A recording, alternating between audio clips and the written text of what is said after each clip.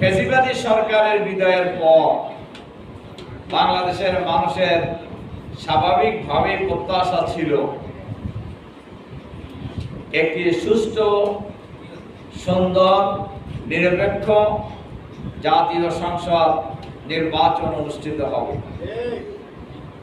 আমরা এটাও প্রত্যক্ষ করেছি, ফ্যাসিবাদী সরকারের পতনের পর অন্তর্বর্তীকালীন সরকার প্রতিষ্ঠিত হয়েছিল, সেই সরকার ছিল নিরপেক্ষ সরকার।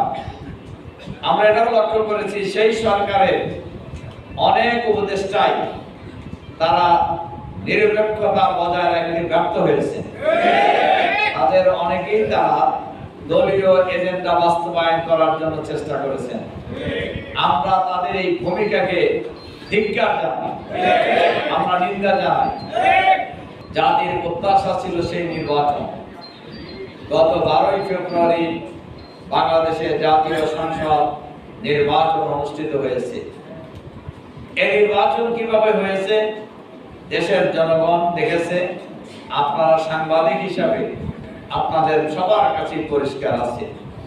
বিশেষ করে অন্তর্বর্তীকালীন সরকারের একজন উপদেষ্টা, নামও বলে দেই আপনাদের, আমরা সারা দুনিয়ার লোকেরা জানি, রেজওয়ানা হাসান। তিনি বলেছেন যে আমরা জামাতকে আমরা ক্ষমতায় আসতে দেইনি। আমরা অন্তত এতটুকু পেরেছি যে তাদেরকে আমরা বিরোধী দলে আসলেও মেইন স্ট্রিমে আসতে দেয়নি, মানে সরকার গঠন করতে দেয় না। আর একটা বড় প্রমাণ হলো নিরপেক্ষ সরকারের, অন্তর্বর্তীকালীন সরকারের একজন উপদেষ্টা, তিনি প্রথম দিন থেকে দলীয় সরকারের মন্ত্রী হিসেবে শপথ গ্রহণ করেছেন। এতে বোঝা যায় যে অন্তর্বর্তীকালীন সরকার এই ইলেকশন ইঞ্জিনিয়ারিং এর সাথে জড়িত ছিল।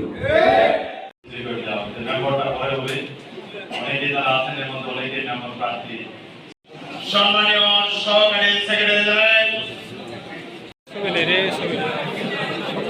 সম্মানিত ডেলিগেট ভাই বোনেরা, ধন্যবাদ জানাই। সম্মানিত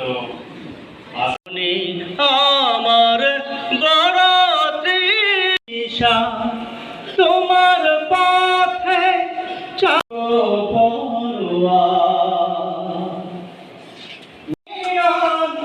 তুমি দরিয়া কাঙালামি তোমার গো পরোয়া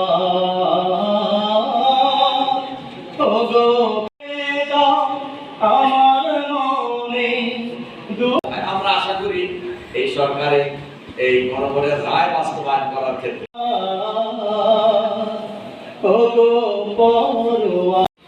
যে স্থানীয় নির্বাচন হবে, ইতিমধ্যেই কেন্দ্রের একটি উপজেলা বাদে সব উপজেলায় চেয়ারম্যান পরিচয় দিলে ভালো হয়। ভোটে যা হয় হবে আর কি বলে অভিনন্দন এবং স্বাগত জানাচ্ছে মেহমানকে ফুলিয়ে তোলা।